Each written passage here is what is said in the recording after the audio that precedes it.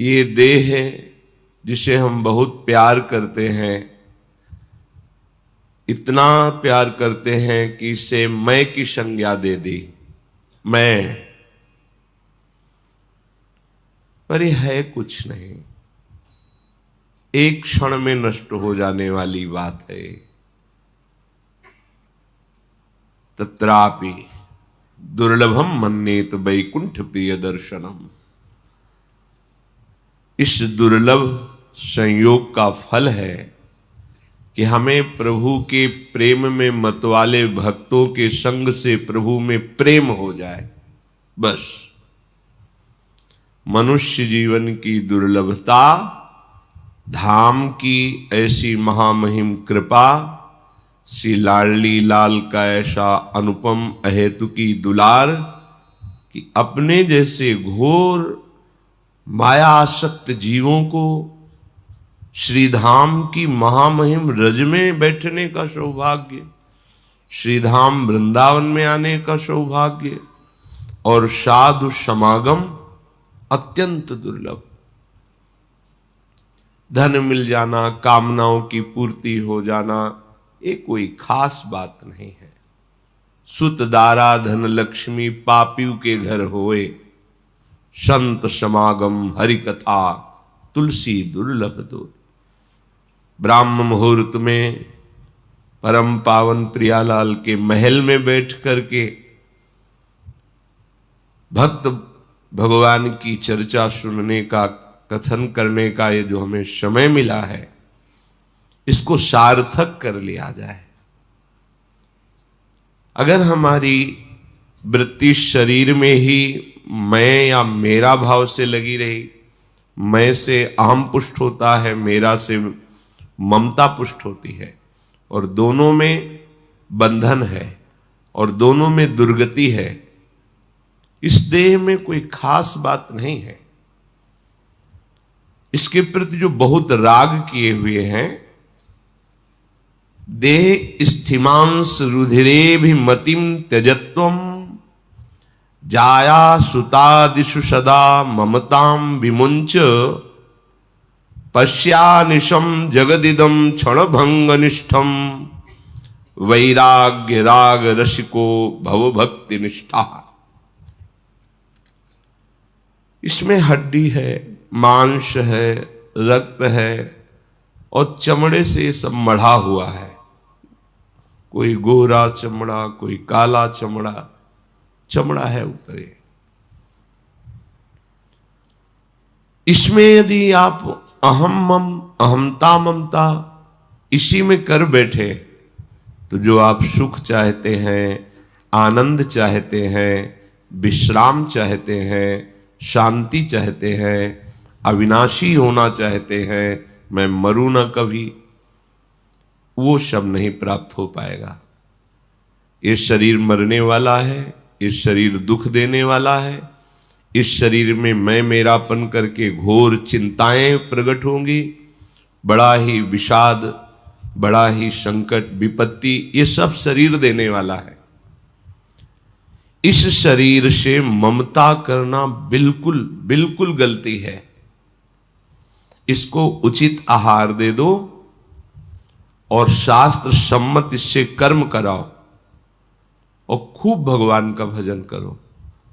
इस लोक में भी परलोक में तुम सदैव सुखी रहोगे, प्रसन्न रहोगे। अन मांगे आगे आवेगो, ज्यों पल लागे पल को। जैसे पलकें तुम नहीं बंद उठा रहे हो, वो अपने आप बंद होती है, अपने आप उठती हैं। जैसे दिल अपने आप धड़कता है, ऐसे ही ये सुख, साम्राज्य, शांति अपने आप आपके पास आ जाएगी। अन मांगे, मांगना नहीं पड़ेगा, आपको केवल भक्ति निष्ठा हृदय में धारण करनी पड़ेगी। भक्ति निष्ठा तभी प्राप्त होती है जब हम राग रहित होते हैं, वैराग्यवान होते हैं। वैराग्य शब्द सुनते ही मन ऐसा कुछ भावना करता है कि संसारिक कपड़े उतार के ये भागवतिक भेष धारण कर लेना, मानो वैराग्य का यही स्वरूप है। ऐसा नहीं है।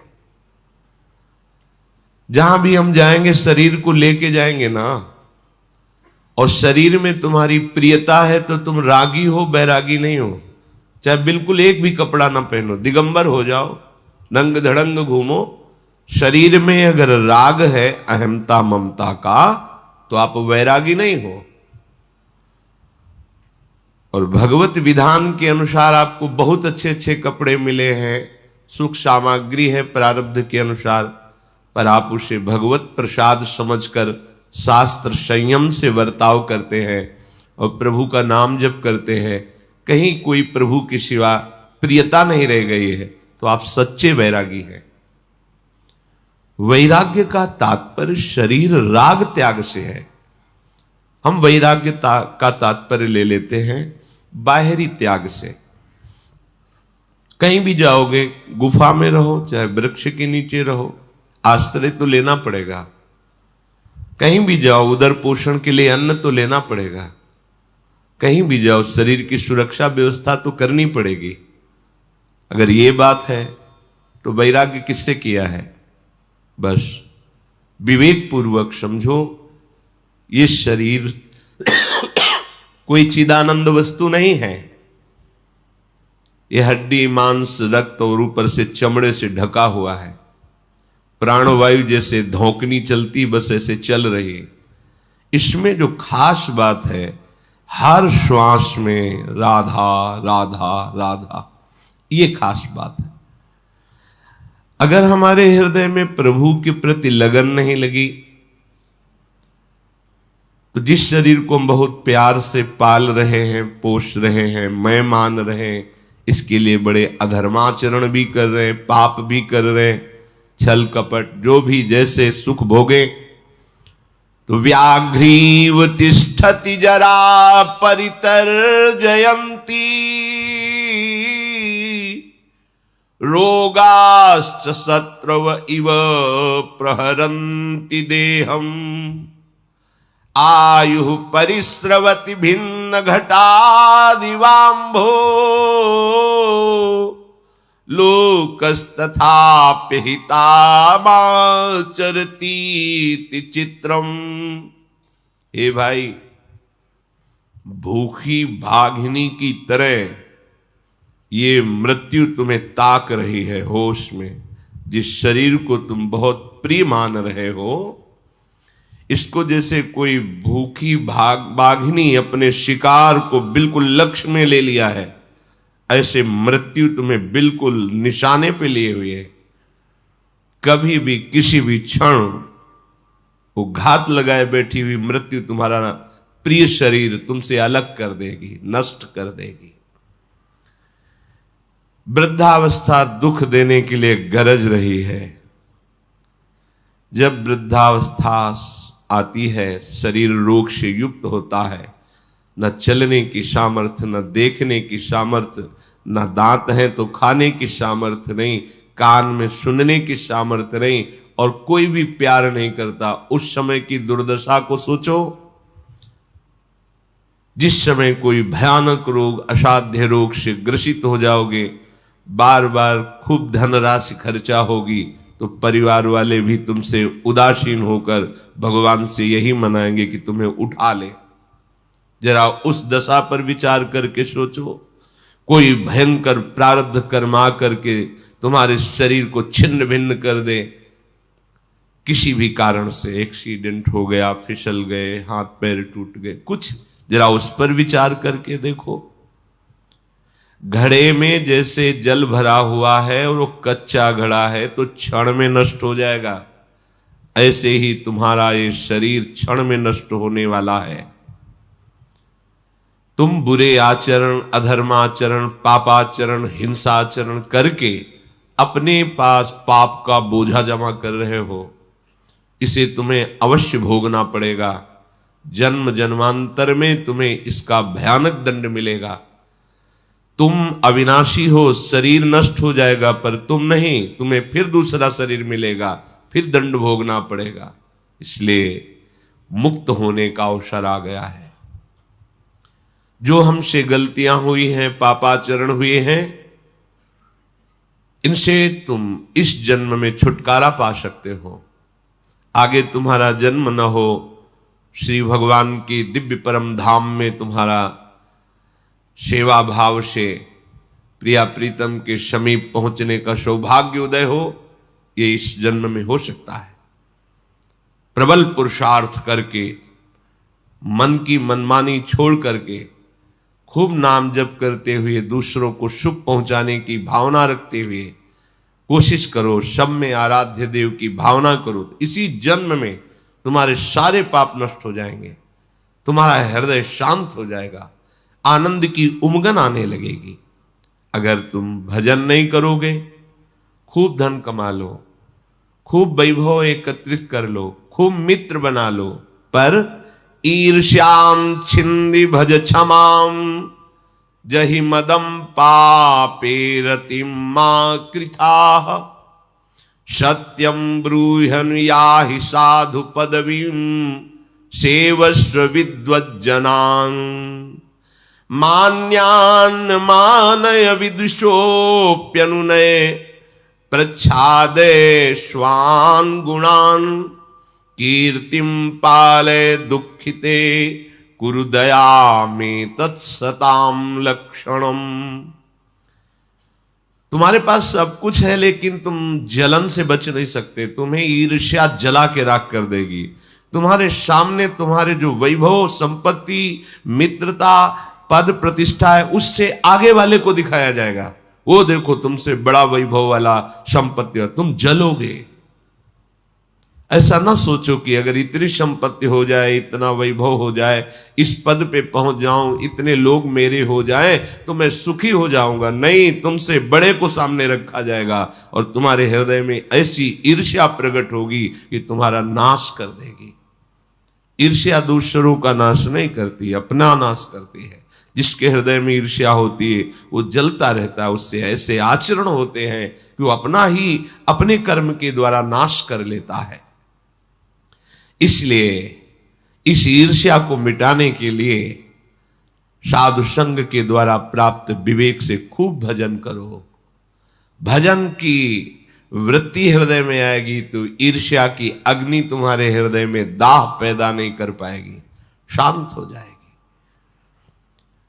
बुरा करने की मन में भावना बनी रहती है। बुरा कहते हैं जिसे संत सदगुरुदेव शास्त्र आज्ञा करते हैं कि ये नहीं करना चाहिए। हमारा मन उत्साहित रहता है वो करने के लिए, यही माया का प्रवाह है। आप विचार पूर्वक देखते हैं कि नहीं करना चाहिए, पर आप करते हैं क्योंकि आपके पास नाम की सामर्थ्य नहीं है, भजन की सामर्थ्य नहीं है, आपका विवेक पुष्ट नहीं हुआ है। इसलिए ना चाहते हुए भी मन बुद्धि के द्वारा ऐसे काम हो जाते हैं, ऐसी क्रियाएं हो जाती है जो हमें दुर्गति भोगनी पड़ती है। इसलिए भजन के बल से बुरे आचरण को त्यागो, भजन के बल से ईर्ष्या त्यागो, भजन के बल से बुरे आचरण त्यागो। तुम्हें जो धन मिला है, शरीर मिला है, रूप मिला है, विद्या मिली है, अधिकार मिला है, इसका अभिमान मत करो। इसे सेवा में लगाओ, सुख पहुंचाने में लगाओ। पारिवारिक जनों को, मित्र जनों को, ग्रामीण जनों को, देश के प्रत्येक नागरिक को जो हमारे समीप आ जाए, वाणी के द्वारा, शरीर के द्वारा, सेवा सामग्री के द्वारा, क्योंकि सब में मेरा प्रभु विराजमान है, ऐसी भावना से धन को सार्थक करो, यौवन अवस्था को सार्थक करो, विद्या को सार्थक करो, अपने पद अधिकार को सार्थक करो। दूसरों को दंड देने में नहीं, दूसरों को सुख देने में। अगर हम दूसरे का सुख छीन करके सुखी होना चाहते तो बहुत बड़ा भ्रम है। तुम ऐसा करोगे तो पूरे परिवार को भी दंड मिलेगा, क्योंकि उस छीने हुए सुख का भोक्ता जो जो बनेगा उसको पीड़ा मिलेगी, उसको दंड मिलेगा। थोड़ा विचार पूर्वक चलो। पाप कर्म, निषिद्ध आचरण, दुराचरण से आज तक किसी को भी शांति सुख प्राप्त नहीं हुआ। इसलिए ऐसे कर्मों से डरो। जैसे सांप को देखकर डर लगता है, ऐसे ही बुरे कर्मों से तुम्हें डर लगना चाहिए, क्योंकि वो बुरा कर्म ना तुम्हें सुख देगा, ना तुम्हारे परिवार को सुख देगा, ना तो किसी को भी सुख नहीं दे सकता। पर हमारा मन, हमारी बुद्धि ऐसा कहती है कि यदि हम ये बुरा कर ले, किसी का धन अपहरण कर लें, किसी के साथ जबरदस्ती कर, ऐसे आदि आदि, तो हम सुखी हो जाएंगे। सत्संग इसी बात का होता है कि तुम अपनी बुद्धि को पवित्र करो, गलत मार्ग से बचाओ और सत्य मार्ग में सत्संग, सत का संग करो, सत आचरण करो, सत्य चेष्टा करो, सद्भाव रखो। अगर आपने अपने को नहीं संभाला तो पीछे फिर पछताने से कुछ नहीं होगा। जब मृत्यु आक्रमण कर देगी या असाध्य भयंकर शरीर में रोग पीड़ा पहुंचाएगा, तब केवल सोच रह जाएगी, कुछ करने लायक नहीं रहोगे। अभी करने का अवसर है, इसलिए शास्त्र सम्मत महापुरुष जी, जितने भी संत महात्मा हैं, वो एक ही आदेश करते हैं, परांच खानि वितरणत स्वयंभू तस्मात् परांग पश्यति नान्तरात्मन कश्चित धीरा प्रत्यगात्मानमैक्ष दावृत चक्षुरमृत त्वमक्षिम। हे भाई, जल कहीं भी छोड़ो नीचे की तरफ जाता है। सब संतों का एक मत है, सब शास्त्रों का एक सार। अपने मन इंद्री को यदि स्वच्छंद छोड़ दिया तो केवल गंदी बात में जाएंगे। देख लो इनको, अच्छी भगवत मार्ग की, धर्म की बात में ये चलना नहीं चाहते। इनका स्वभाव है नीचे की तरफ बहना। वही अपने जीवन को सार्थक कर सकता है जो मन और इंद्रियों को स्वच्छंद ना छोड़े, शासन रखे इन पर। जैसा मन कह रहा वैसा हम कह रहे हैं, जैसी इंद्रियां कर रही वैसा हम करने दे रहे हैं। नहीं भाई, इनमें कोई बल नहीं है, ये तुम्हारे बल से बलवान है। ध्यान पूर्वक सुनिए। जो आप बहुत परेशान हो रहे हैं कि मेरा मन नहीं मानता, मेरी इंद्रियां नहीं मानती, जबरदस्ती हमसे ऐसा करा लेती हैं, भूल। ये तुम्हारे बल से बलवान होकर तुम्ही को पीड़ा पहुंचा रहे हैं, तुम्ही को ये नरक दिला रहे हैं, तुम्ही को ये नाना प्रकार की योनियों में पहुंचा रहे हैं। तुम होश में हो जाओ। ये तुम्हारे बल से बलवान हैं, इनमें कोई बल नहीं है। तुम इनको सपोर्ट ना करो तो देखो ये कहां तुम्हें ले जाएंगी। इनकी सामर्थ्य नहीं, पर वो कहते हैं ऐसा करो, बस आप वैसे कर दिए तो आपके ही बल से वो आपका पतन करा रहे हैं। कोई भी मन इंद्री को स्वच्छंद छोड़ करके कभी भी सुख शांति प्राप्त नहीं कर सका। इसलिए मन इंद्रियों को स्वच्छंद मत छोड़ो। बाहर विषय भोग कर सुख प्राप्त करने की लालसा का त्याग करो और हृदय में सुख सिंधु भगवान तुम्हारे बैठे हुए लौटो। अपने इंद्री मन को हृदय में लगाओ तो वही सुख समुद्र लहरा रहा है। यहां घर में खोई हुई वस्तु को यदि बाहर खोजा जाए तो वर्षों खोजने पर भी नहीं मिलेगी, क्योंकि वो घर में खोई है। तो घर में प्रभु बैठे हुए, बाहर खोज लो नहीं मिलेंगे, लौटना पड़ेगा।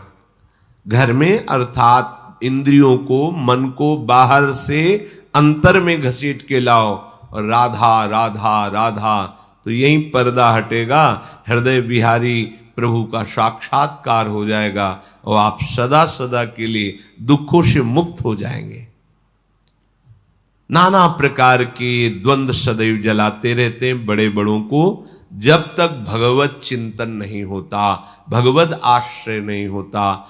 जहां हमें धन का अभिमान, बल का अभिमान, विद्या का अभिमान आदि आदि जागृत हुआ, तो ये इतना दूषित अभिमान है कि ये भगवान का विरोध शुरू कर देता है। कुछ नहीं भगवान, कौन भगवान, कहां भगवान, कैसे भगवान। ये देखो कितना गंदा अभिमान है। सर्वलोक महेश्वर जिनके आधार पर हम जीवित हैं, ये वायु, ये जल, ये पृथ्वी, ये अग्नि, यही हमारे प्राणों का पोषण कर रहे हैं। इसी से शरीर बना हुआ है और हम स्वयं उनके अंश हैं। और उन्हीं की अवहेलना करने लगते हैं। अभिमान, इस अभिमान का नाश हुए बिना हमारे को आनंद नहीं मिलेगा। आनंद का अनुभव कराने के लिए, इस अभिमान को गलित करने के लिए सत्संग हो रहा है। विवेक के द्वारा समझिए तुम किस बात का अभिमान करते हो, तुम्हारे पास है क्या जिसको तुमने प्रकट किया हो? नहीं, सब मेरे प्रभु का प्रकट हुआ। हर वस्तु, अग्नि को प्रभु ने प्रकट किया, वायु को प्रभु ने प्रकट किया, आकाश को प्रभु ने, जल को, पृथ्वी को, उसी पंचभूतों से शरीर। और ये जो मैं कह रहा है, अंतःकरण धर्म में अहंकार, इसको भी जो बल मिल रहा है वो प्रभु से। और जो अंश है जीव, वो भगवान का ही अंश है, भगवत स्वरूप है। तो तुम्हारी सत्ता क्या है? यदि तुम प्रभु की अवहेलना करते हो तो कितना बड़ा अज्ञान करते हो, कितना बड़ा अपराध करते हो। पर अज्ञान, अपराध ये कहीं भास ही नहीं रहा है, बस मूढ़ता लिए हम दौड़ते चले जा रहे हैं। इसलिए सावधान होकर एक एक श्वास प्रियालाल के नाम में, प्रियालाल के चिंतन में लगाइए।